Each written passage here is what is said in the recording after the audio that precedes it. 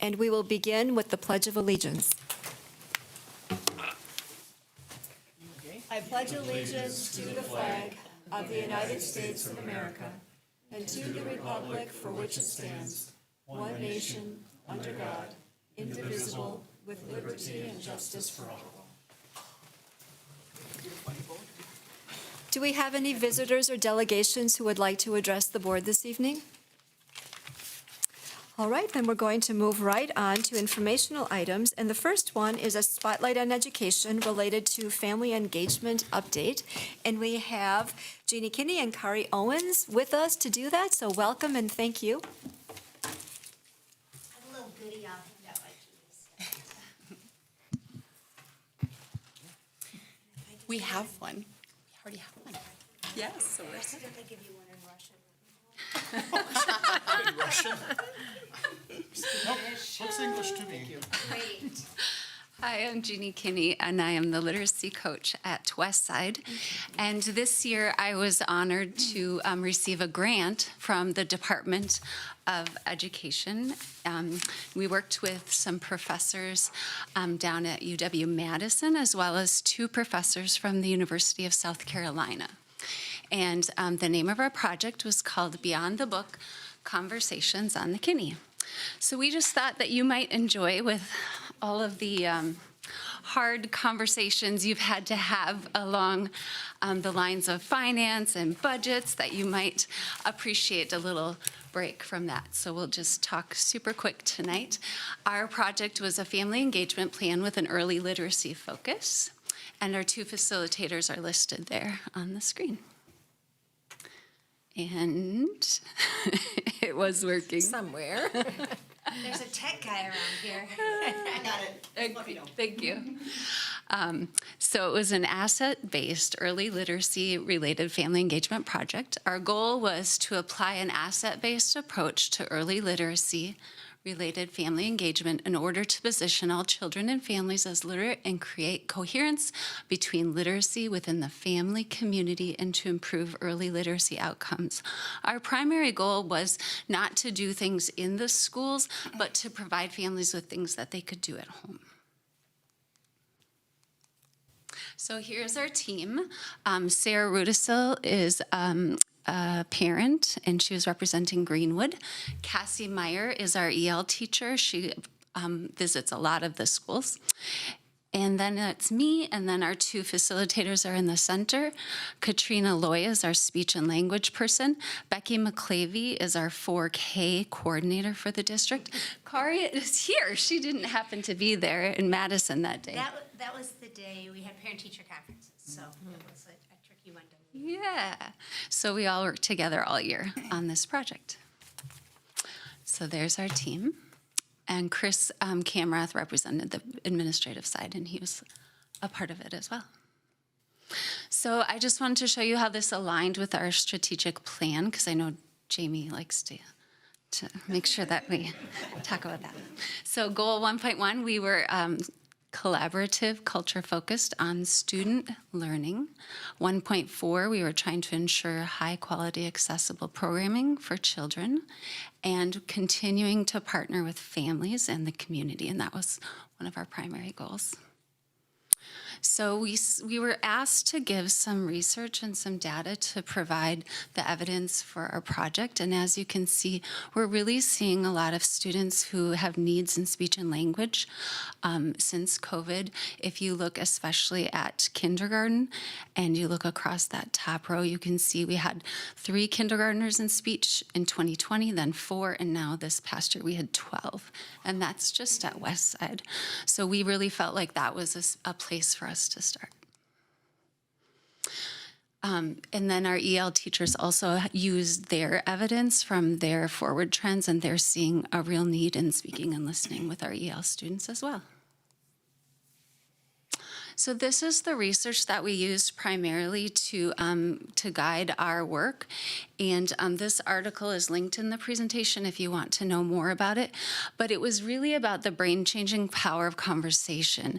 And the biggest thing that I want you to look at is that last line there, and that's the one we really focused on. Conversation drives literacy skills and cognitive development across all socioeconomic levels, regardless of income or education. It's powerful, actionable, and simple for all parents. So that's the reason why we chose these conversation cards that you have in front of you. So these were called Let's Talk cards, and they were used across all 8 of our family engagement projects this year. So we also had them as a QR code, so when parents came to family events, they could use these. They were also translated into Spanish and Russian. We had a couple of Russian families at Westside this year, and they could just download this on their phones as well. So our first night was our Title I family night at the library, and you can see we had a huge turnout. We had 52 parents and 25 students, and 24 new library cards were given that night. We had a family night at Rocky Branch. As you can see, we were playing games along with the conversation cards. And I'm going to let Kari talk about this one. So I attend Rotary meetings, and we have several volunteers who come and read with our students on Tuesday mornings. But we had some come and volunteer when we had an event called Breakfast and Books. So we have an author come to Westside, and we have this wonderful turnout with parents reading to their kids and having breakfast. But there's a group of kiddos that are there for Kids Club that don't have a parent there, and so they kind of have to just watch it happen. And we've watched that in the past and said, oh, what can we do? So I brought it up to Rotary, and they're like, you bet. How many would you like there? So we actually had more than just the 2 that you see in the picture, but those 4 kiddos weren't going to leave those 2 gentlemen. Just stay here. Do we have to go to class? Yeah, you really do. So they read and had a wonderful time together, and both of them have said, anytime you want me to come for something like that, I'm there. So Rotary's been really wonderful for helping out with reading for our kiddos. The River Falls for Children had a family movie event, so all of the kids that were involved in the program came to the library. They watched the movie Encanto, and then they also received a book as well as the conversation cards. And ate a lot of popcorn. This was so much fun. We had a little cooking day. Your EL teachers, there are 3 of them there. They gave up a Saturday. They came in Saturday morning, and they hosted this event for these families. We had 23 people there. They shared a book. They shared the conversation. They shared and cooked. And it was really cool because at the high school, they have all those little kitchens. So each family had their own little kitchen, and then the little kids got the apron. But really, again, just modeling those literacy practices for families. At the River Falls 4C, they also made literacy bags. These were given out at our 4K registration this year, which had tips for families to engage in literacy at home. You want to talk about breakfast? Oh, and breakfast, that's what I referred to before. So we have lots of parents and kiddos reading, and they can read the books that the author is there and is signing, or we've got carts in there. Someone even has their tiny little baby sister along, so all great. So, no, that's okay. So one of the things that was talked about in the research is it's not just the talking, but also the listening. So when we gave you each one of these cards, so if you have a child or a grandchild or a neighbor or a friend, the research really shows that it's not just talking, but it's also the listening, and it's that back and forth that really helps improve that brain development and drive early literacy for children. We had a family ed night with our tech coach and at the Montessori. So that was a fun event as well. And the last one, I didn't realize we could rent that park pavilion, just sign up for it as school district employees for school events. So we were there. It was, even by the clothes they're wearing, it was late April, but it was a little chilly. And we read a book together, had some snacks, and then went on scavenger hunts, which you see her holding there. And I believe the event, we started at 4, and it was supposed to go to 5:30, and most people were still there at 6:30, just having fun and socializing. dancing. So it was, This is our speech and language teacher. Katrina invited some of her families to come.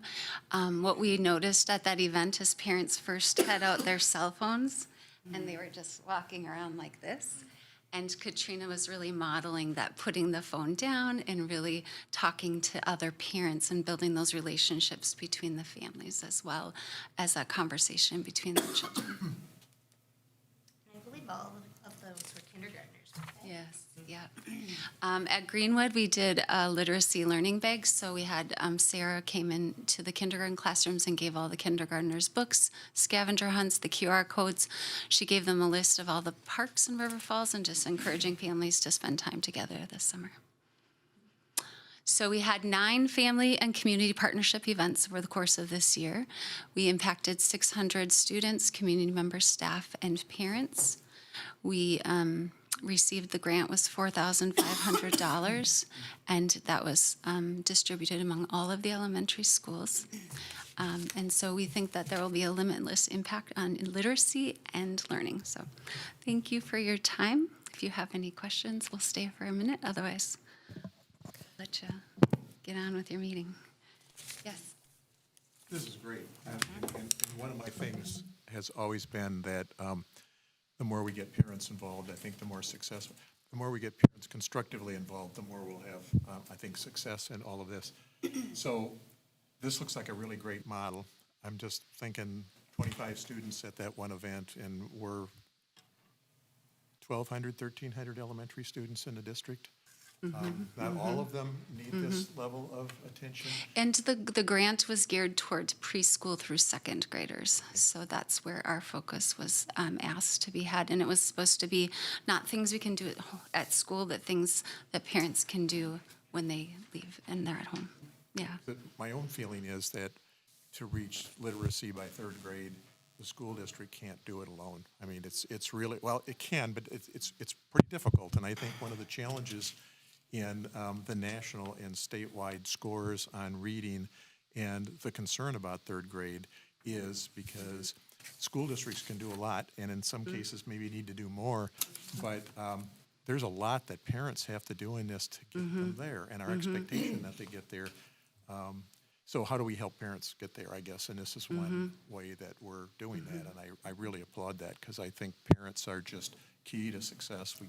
We can't do it all as a district. And an awful lot of parents feel that there's stuff that needs to be left to them to do. That's great. We just need to, we can't hold them accountable. They can hold us accountable. How can we encourage? And I think that's one of the things, as you talk to us and your administrators, what can we do to set up expectations for parents to be doing this stuff on their own, rather than maybe volunteering? And my guess is even post-third grade that there are these kinds of activities that families could be doing too. Absolutely. And every school does something, right? I mean, every school has some family events that we do, but this grant really allowed us to reach beyond that. I normally don't have a budget of $4,500 to send books home for kids, but our EL teachers would like, they think they spent $100 on spaghetti and a few things. So I know our budgets are tight, but I think that if we're going to continue to say family engagement and parent involvement is a priority, it's just how can we make sure that teachers have funds to do some of those things as well. And So this was a one-time grant just for this year? It's not ongoing? This could be seen as kind of a pilot, maybe? yeah, well, I'm a part of the Wisconsin State Reading Advisory Council with the state superintendent, so I was asked to, we were one of 5 districts across the state. The others were Milwaukee, Green Bay, Madison, and us, so. And where'd the money come from? It was a grant through the DPI. Through the DPI. Because this program used to exist. It was called FAST, Families and Schools Together, and it was cut from state budgets a while back. But it's very and that effective. comes up a lot when we're discussing what else can we do. We have to try to model something after that. Yeah. So anyway, thank you for your time. job. And Well, thank you for listening. These are wonderful questions. Did you just sit around and imagine wonderful questions to ask? We had Did you a find a team that resource? was working together, yeah. And again, remember that the conversation cards are geared towards children 8 and younger. But I think even my teenagers, we sometimes are surprised by the conversations that you can have when you take the time to do that. So, And if I remember right, it was a suggestion that someone on the team brought up that they had gotten some little cards at McDonald's and like a Happy Meal one time, and they're like, we could expand on that. Yeah. So, you never know what you'll find in that Happy Meal, I guess. Well, I hope that you find ways of being able to continue doing some of these things even though the grant has expired. This is really important work. There are times where I leave board meetings feeling like the challenges are very great, but this is going to be a point of pride. So thank you very much to take away from this meeting. goals are always so that will continue to be part of our work. Well, thanks for your vision, your creativity, and all these great questions.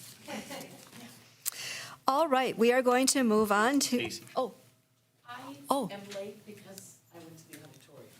oh. Would you like to address the board? Could I address the board for You may. just 2 minutes? Cut me off. Tell us your name. Yep, you've got 2 I'm minutes. Rebecca Ferguson, and I am the grandmother of 2 children in the system. I want to tell you a quick story. On the last day of school, the last hour, Greenwood decided to have an assembly. Okay, the courage it takes to do that is amazing to me. There were 400 children in the gym, all the staff, parents, grandparents, an honor guard from the American Legion. It was the most manly group of children I have ever seen. When they got a chance to cheer, they did it very loudly. But they were sitting on the floor, they were well behaved. Occasionally a teacher would come over, it had not been clear, that obvious what was going on, but they knew something was coming. Whisper quietly to, and then I started looking. I never saw a teacher have to go back to those same kids again. It was a beautiful, beautiful hour. I bring it up because I've been so concerned from the superintendent's statement about where River Falls School District ranks money-wise in this state. I know, and we know the community knows where it ranks in quality. But to be in the bottom 1/4%, I did the math, I'm here to say, please raise my taxes.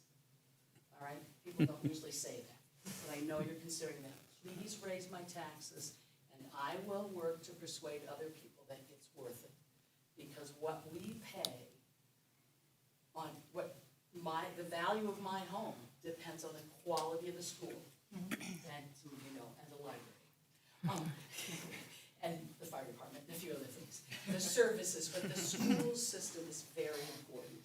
And so I don't think I'm alone in feeling like if the school board needs to come to the community for a reasonable amount of money, which is to say an awful lot of money, I would think, to keep doing the quality work that I saw at that school on the last day, and that I saw every day for lunch.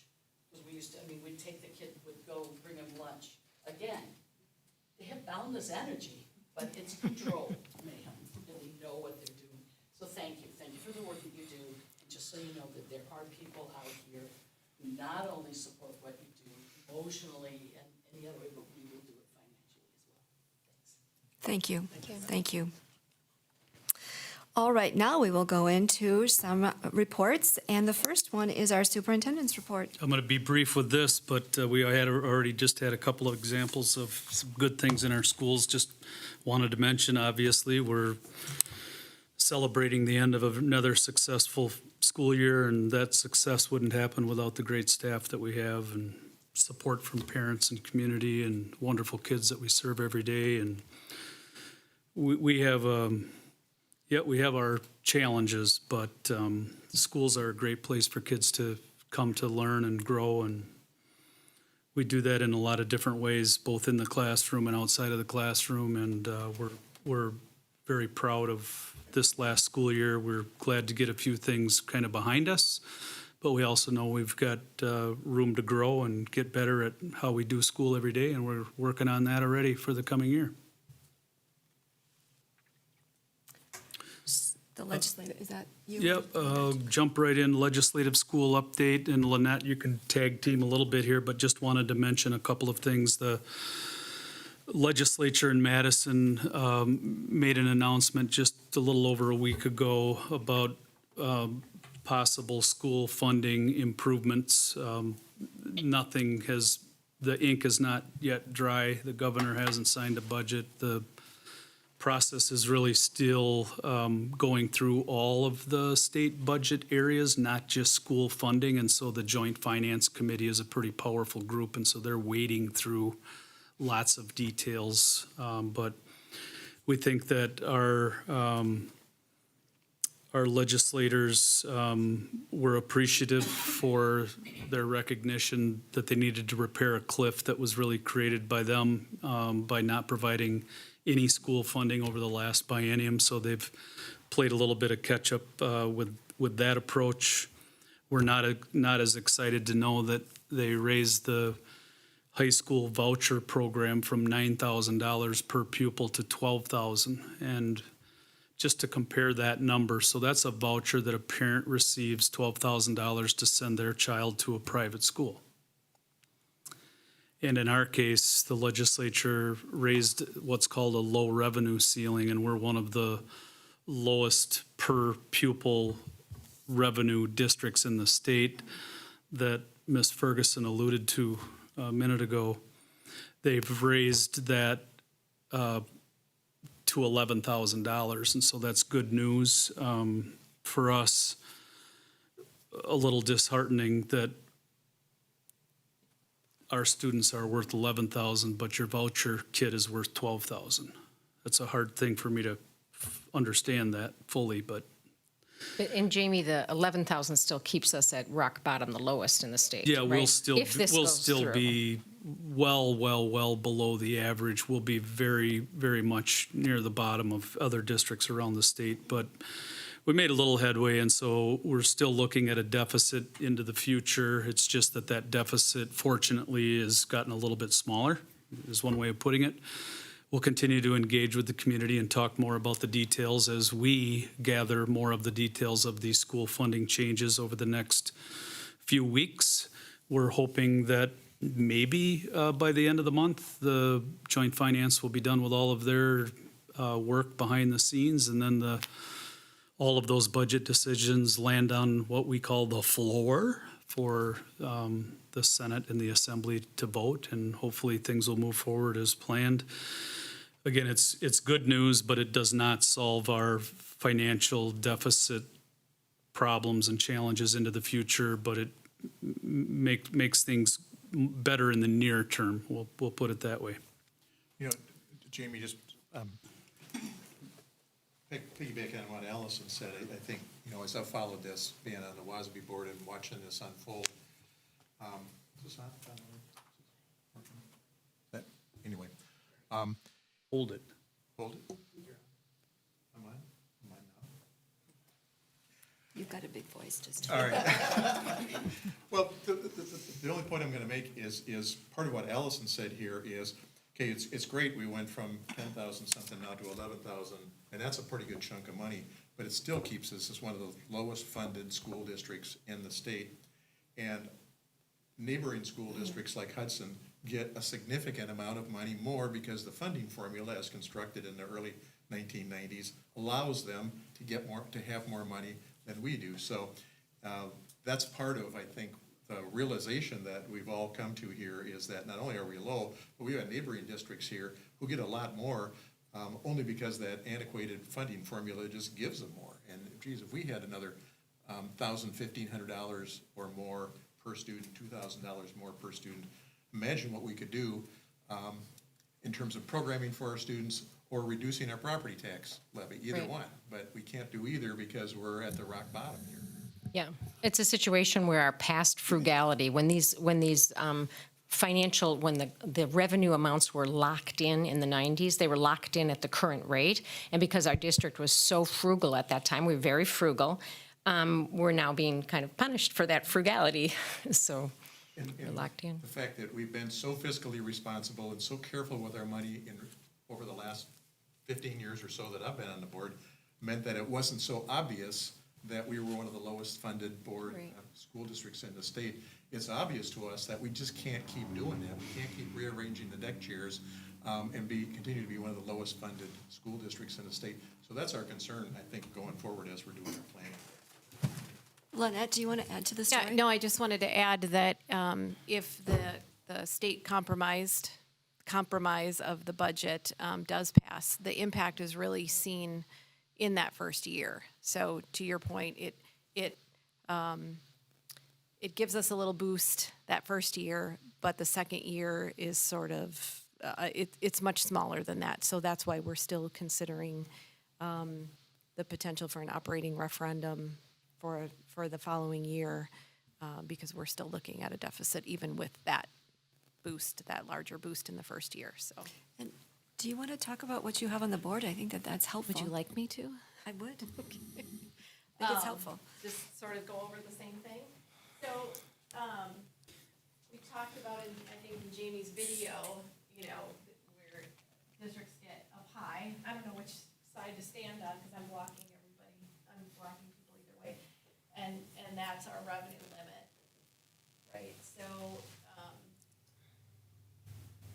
what happened with the state budget is our pie is gonna get a little bit bigger,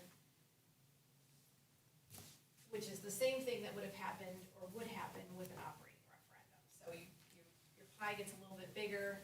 With an operating referendum, this would all be levy. With the increase in the state budget, this will be split between levy and potentially state aid. And that's what we're waiting to see, what the split is gonna be for this. So the current proposal right now would give River Falls approximately $3.4 million increase in total revenue limit. So that's, our pie would increase by that. That's not total additional revenue, because we're going to be losing, we're sunsetting $2 million of COVID funds. So the net increase in new revenue is really the 1.4 million. So under the revenue limit, yes, $3.4 million, and like I said, we're waiting to see how that's gonna be split between state aid and levy. And right now, the information we have is that the state's gonna fund it about 1/3, and the rest, the 2/3 is gonna be tax levy. So we were really hoping to see that the state would fund this increase in revenue limit a little bit better than 1/3, but that's the way it looks right now. And for our general fund, our operating our operating fund, general fund 10, we're right now being aided 61%, or it's being funded 61% as aid and 39% as levy. So And that would change then next year. That's this year. That's- That would that's change this with this revenue limit. It would be, right, it would be more to the levy and less from the aid. So I think one of the things you point out up there is that $2 million, what is that? Well, one of the things, because this is a historic increase, and you'll hear a lot about this coming out of Madison, investment in education. However, a good share of it, for lack of a better term, is back pay. Yeah. They took federal money, the federal COVID money, the last round of it, and backfilled the budget. So for the last 2 years, we didn't get our regular increases. They filled it with COVID money, but that was one-time only money.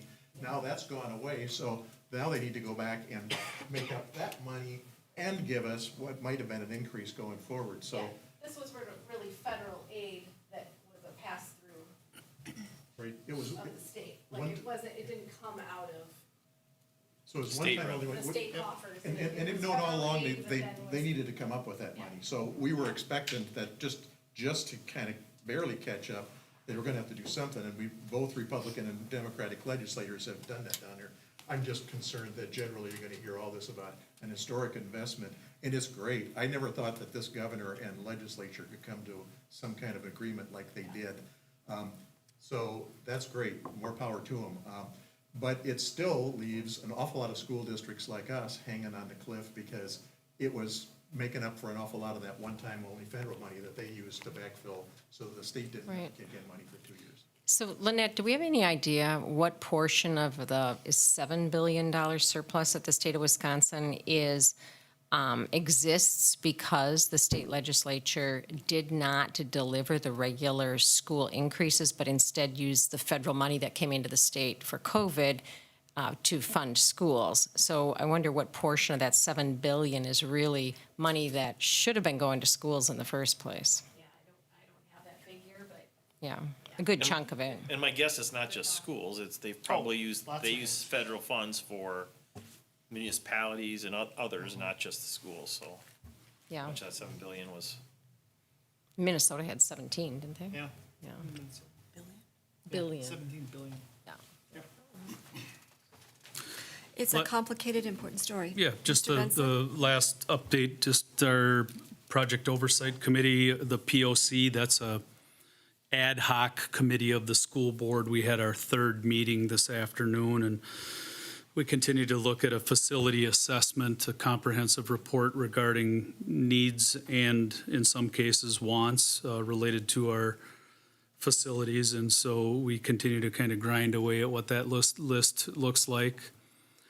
The debatable topic before the board will eventually be, what will we be looking at towards a February referendum? Will it include an operational question only? Will it include a facility question? Will it include both, one or the other? And so we really have been waiting to find the details from the state budget talks in Madison to help us to be able to delineate and understand the implications it would have on us locally for both operational needs as well as facility needs. And so too early in the process really for us to, get into a great amount of detail with any of that at this point in time. But again, as we've promised to do previously, we're certainly going to engage our community in that conversation once we can educate ourselves well enough in knowing where we're at in this financial picture. We're hoping by the end of the month again to know more about that, and we'll continue to provide the board and the community with updates and have opportunities for community engagement around those things. Thank you. All right, we are going to move on to action items. And before the board this evening, we have regular Board of Education meeting minutes from May 15th. We have bills that have been submitted for payment. We also have employment recommendations. So at this point, is there a motion to approve minutes, bills, and employment as presented? so moved. Thank you, Mike. Is there a second, Bob? Any questions or comments? All those in favor? Aye. Opposed? The motion is carried. All right, the Personnel Committee met on June 5th. I'm going to give an update, and then we have two action items that are before the board. So the first thing is that we had a certified staffing update, so 'tis the season to be making all of these changes. We have had some resignations, we've had retirements this year, as in all years, including 8 teachers, and we still have some positions that are open. And so Dave and his group are busily getting those things filled. The Personnel Committee also recommends to the board that they approve the English Language Program Assistant job description. That went back to make a few adjustments to ensure that the description of the job matched our vision for it, and it seems like it's now on target. This position is going to provide support to students and teachers in the English language program. It's going to coordinate district-wide activities for English language learners. It's going to help to share information about compliance with this program with our teachers, collaborate with principals to ensure that the needs of our English language learner students are met. It will also help to monitor progress for these students, schedule interpreters and translation services, as well as provide information on professional development for our teachers. So I think that it is now time for the board to take action on that. But first, we also discussed the timeline to bid out our insurance consultation services. That won't be until 2024-25, but it's time to start the process. The Personnel Committee also recommends that the board approve the 2023-24 supervisor support staff salaries as well as administrator contracts. And the last thing in that committee meeting was to discuss the extracurricular salary schedule, which is going to come before the board in July in the handbook, which is where all of that information is disseminated. Anything else I'm forgetting, Dave? Advanced learning grants. Do you want to talk about that and the numbers and the reason, please? So 4 years ago, we introduced a program for all employees to apply for advanced learning grants, which essentially helps offset the costs that they have out of pocket for their own learning advancement. So the most common example is a teacher who is going from a bachelor's to a master's degree. That normally requires 30 or so credits. Most of that is coming out of their own savings or their own pocket. We created an advanced learning grant application that would allow them to demonstrate the growth that they've made within their area, and then we would reimburse them up to $1,000. It also supports support staff, hourly support staff who are maybe getting their degree to become a teacher. We've got a couple examples of that over the last year, where we have somebody who's working full-time as a paraprofessional, and then outside of that is getting their initial bachelor's degree to move into the teaching realm, and we want to set up something that allows, again, to offset some of those costs.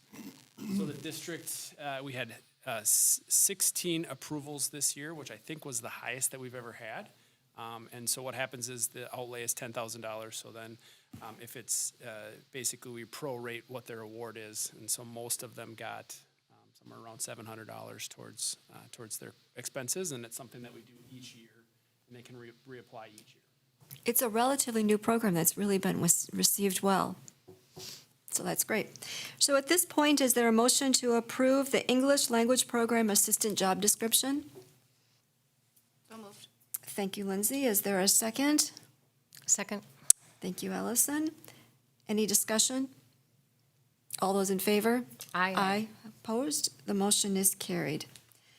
And also, at this point, is there a motion to approve the 2023-24 support staff supervisor salaries and the 23-25 administrator contracts? If you remember, administrators always are given, or typically are given, a 2-year contract. Is there a motion, please? So moved. Thank you, Bob. Is there a second?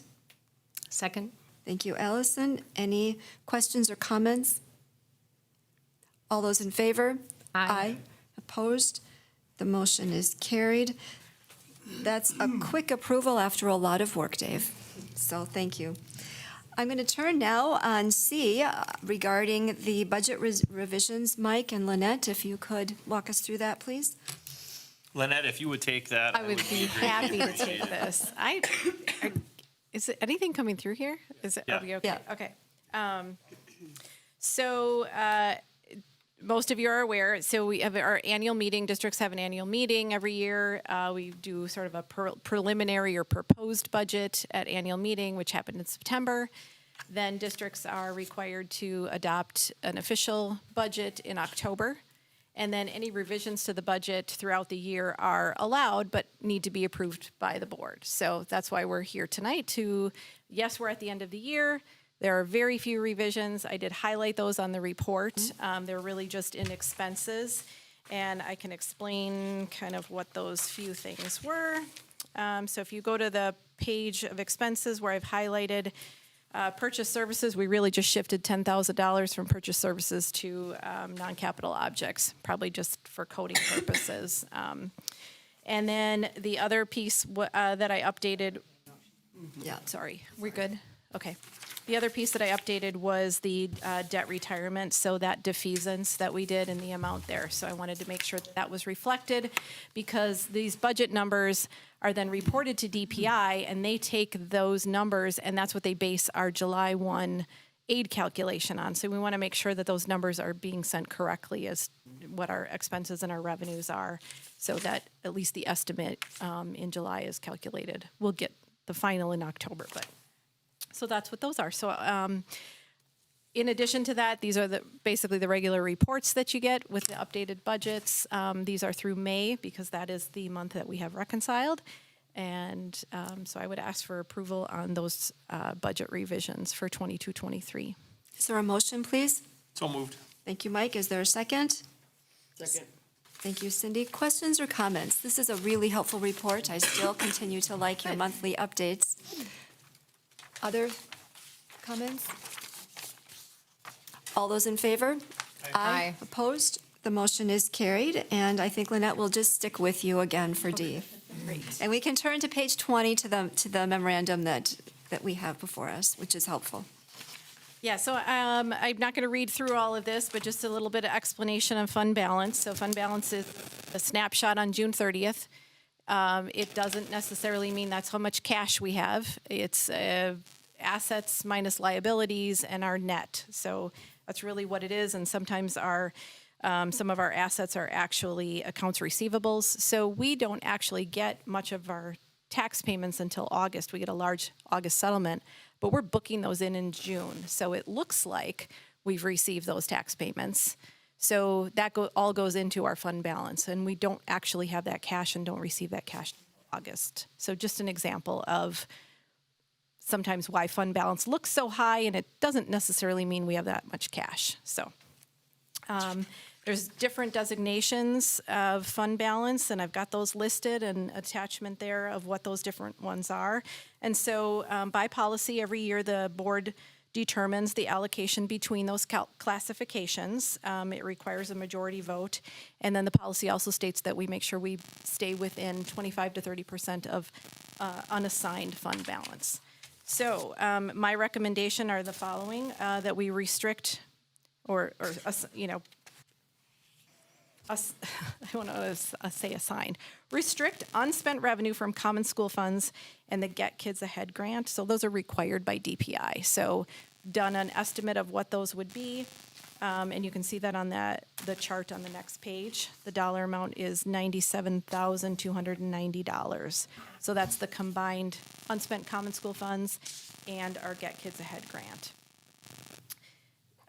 My recommendation would be to set our committed fund balance down to zero, and currently it's at 3.9 million.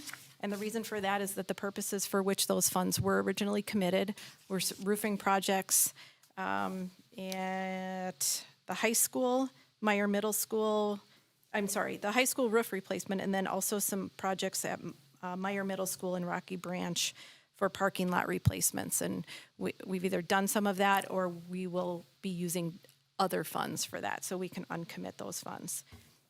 And we've also used some funds or will be using funds from our capital projects, Fund 46, so we don't need that done in there. And then the third one is to set our assigned fund balance to zero, and with the caveat that this could really change with any approved expenditures from 22-23 that we may not actually be cutting the checks for in that year. So sometimes if things don't arrive on time on site, even though it was part of our previous budget year, we really can't make the payment until the next year. So we'd want to assign those funds to next year and then be able to make the payment from there. And then maintain our fund balance, our unassigned fund balance between 25 and 30. So I have the amounts in the chart on the second page. This will provide us with the needs to meet cash flow requirements and also be within our policy guidelines. And of course, these are estimates. So as we get towards the end of July and we're, closing the books and working through our audit, some of those might change, and we would certainly bring it back and let you know. Thank you. At this point, is there a motion to approve the 2022-23 fund balance allocations? So moved. Thank you, Allison. Is there a second? Second. Thank you, Cindy. Questions or comments? Lynette, does this, how they're allocated, does it impact anything else? So if there's, if the committed and assigned are 0, does it have any impact on any other funding, decisions, anything? It really doesn't, no. Okay. It really doesn't. Yeah, just the accounting.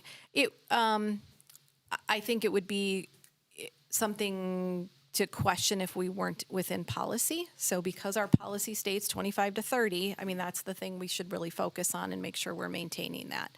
And then the other pieces that we have to restrict for those common school funds. So those are really, those are funds that we've received and we are required to sort of carry them forward to be used for those purposes in the following year. So we can't just mix them in with our other funds and use them for something else. Common So- school funds is library Yeah. funds, funds that are intended to be used for the library. You can't take common school funds and use them on whatever you want. Why don't they call it library funds if it's for the library? That'd be too easy. Just a Yeah, thought. that would be too easy. Back in 1993, Any other questions or comments? All those in favor? Aye. Opposed? The motion is carried. And now we get to buy a dishwasher. So, Lynette, could you tell us about the It's an dishwasher? expensive It's not dishwasher. just any It's not dishwasher. a Whirlpool, is it? So, Kenmore? I mean, the memo pretty much spells it out. We did an RFP or request for proposals. We put it in the paper. Pat Knox, our director of school nutrition, reached out, as well as putting in the paper, reached out to 2 vendors to let them know that we were looking to buy a machine. We got only one bid back from Trimark, and that was for the $74,826.67. So we are recommending purchasing from them. The other vendor was from Milwaukee anyway, and there just aren't that many that want to bid on this. So, we're real happy that it was a local vendor for Where are they installation out of? purposes. I believe they're outside of the cities. What's the lifetime on a dishwasher like Oh, that? my. 74,000. That's a great question. Wow. Yeah. Depends how many we wash. Do we right? use the funds from the, this is not coming from our general funds, this is coming from our food service This- funds? Service fund. So this was budgeted in Fund 50. So this is, yes. And the last 2 years when school meals were free, many school districts, including River Falls, built up a fund balance. We were getting reimbursed at not only for every meal, but at even a higher rate than what we'd been being reimbursed at. So many districts ended up with a pretty significant fund balance in food service. And DPI does not want you to carry a fund balance. They want you to spend those funds on school nutrition. So even before my arrival, I don't know, 2 years ago, they put together a plan for replacement of some of the larger items. And I think we've got one more Greenwood convection oven to replace, and then many of the large pieces of equipment have been replaced and upgraded in the last couple of years. So that's really, really positive. This is replacing a current machine, it's not adding an additional machine? Right, yep. And this all includes the installation and removal of the old one as well. So Is it quiet? Because that's very important in a dishwasher. I agree. I agree. Thanks. I have all the other specs if you'd like to actually see it. spots on your dishes. Is there a motion, please? So moved. To buy the washing machine, right? Okay, all right. Thanks, Bob. Is there a second? I'll second. Thanks, Mike. Questions or comments? All those in favor? Aye. Aye. Opposed? The motion is carried. All right, at our last meeting, the board approved the first reading of a new school board policy, 652, related to investment income. If you turn to page 23, I discussed with Lynette a potential change on this, which would be, if you look at the first sentence, we would be taking the aligned with district values and putting it at the top. And so the Board of Education authorizes a safe and sound investment program for the purpose of securing additional revenues in support of the district's education programs and aligned with the district's values, period. And then an investment program is viewed as a critical component. And then we are looking in priority order at the objectives. So safety, liquidity, return on investments. That seems like that's where it belongs. That makes sense. Okay, We'll make that update. thank you. So at this point, is there a motion then to approve the second reading of revised school board policy 652, investment income? As edited. As edited. So moved. Thank you, Bob. Is there a second? Second. Thank you, Allison. Any further questions or comments? Do you want to maybe just explain what that statement means and how it might impact our Aligned with investing? values? Yeah. We can both say something, but you get to start. Go ahead. Okay, well, this is Are you- actually, Are you asking a question about the entire policy? No, just the district values. We're moving it to the top because. So what I think it would be important to share what that means. Sure. And So I- how that would impact our investment. my understanding is, I think that it means that if we are faced with an investment decision, it comes to the board to be able to say, yes, we want to invest our resources in X program, or we have a problem with investing because it is selling tobacco, or something that maybe that does not align with our district's educational values. Right. And so it's not that there's a list of values right now, but it would be up for the board or any future board to make a decision on a case-by-case basis. That's my understanding. Exactly. That's my understanding as well. So if there are funds that the district would invest, if we had excess funds or we had funds that we were going to invest in to hold them for some purpose, like sometimes you do when you go to referendum, but you're not spending down that money all at once, you're putting the money in investments, that it would be aligned with the values of the school district and our community. So, like if you're running a healthcare organization, like I have, you're not going to invest in things that are unhealthy. You're not going to put your money in tobacco, alcohol, things like that. So, here. Aren't those funds generally just put into some kind of CD or, I mean, they're put into some pretty you're not investing in businesses or you're not investing in, That's why number one is safety on the list. right, I mean, you can have it there, I don't care, but it doesn't really, we're not gonna invest in anything that's gonna be non-safe, I mean. Right. Right. And hence the number one priority is safety. Right. But what this is doing is formalizing our policy on investment. I don't know what we had prior. We didn't Is there have an We didn't example of have- we something didn't that have one. That we We didn't would have have it. or could invest in doesn't, It might be one of those things where we don't know until we actually come across it. And so right now, what this does is it doesn't delineate and say you have to do this or you can't do that, but it's saying that when faced with a decision, if something rises to the board's attention and they're concerned about it, it allows for that to be a component in the decision-making process. I mean, these values are something we would consider, I'm sure. It's a new policy, one that Integrity. never existed before.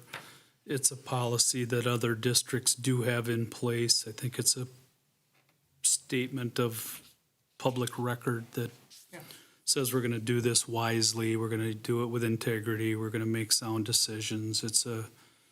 Some people might call it a symbolic thing that, No, of course, it would be expected that I'm we not would talking do about these the things. overall policy, I'm just saying that piece. What would it look like? Right, I mean, there's not an example of something I can ever imagine that a school district's gonna invest in, that's gonna be controversial. Yep. I mean, we're not gonna invest Oh, in. there's plenty of things that Well, are just controversial. what is an example of one, just to let me, Well, drugs and alcohol is one. but what is a Smoke, school district? tobacco. But the school district isn't gonna go and invest in a tobacco company. Mm-hmm. That's not where we put our money, we put our money into safe investments, like CDs, or, we're just putting money into the bank, is really what we're doing, and What this is doing is formalizing it. I imagine that there are some times where one of those could appeared to be a safe investment, and then a future board would want to be able to have the policy reason for saying.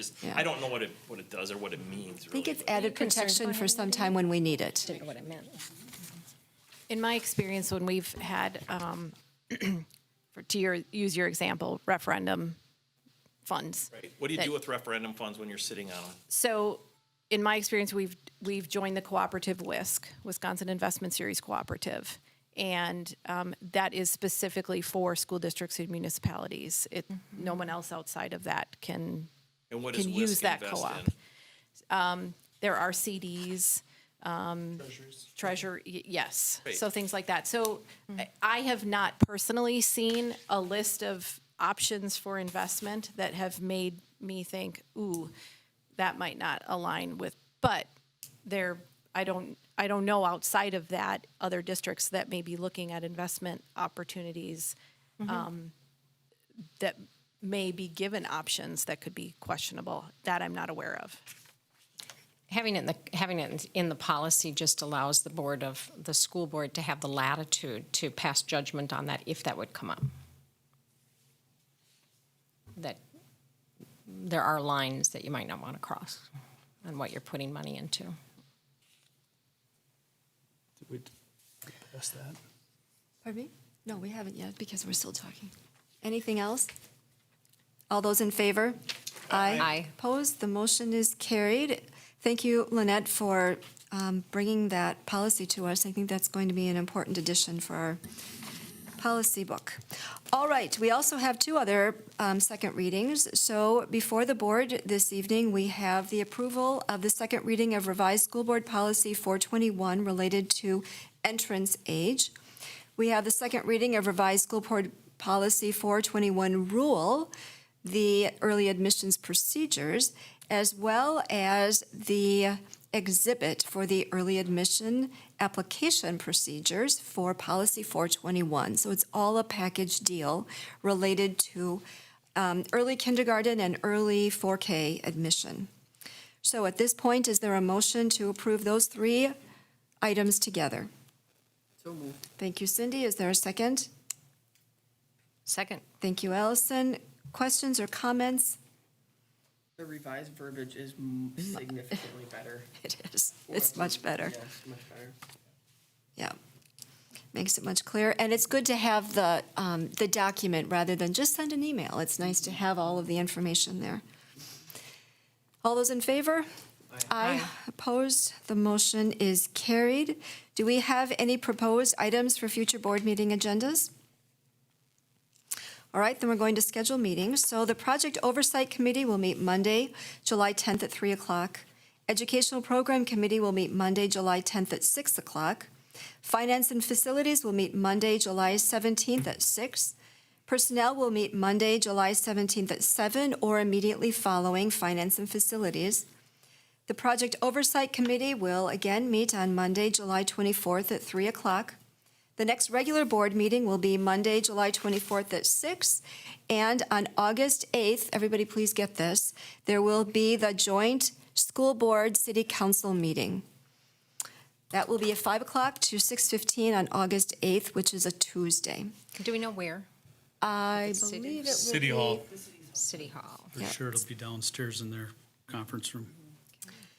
And at this point, I would like to have a motion to move into executive session pursuant to Wisconsin Statute 1985-1C to discuss employee negotiations, administrative evaluations, and the superintendent evaluation.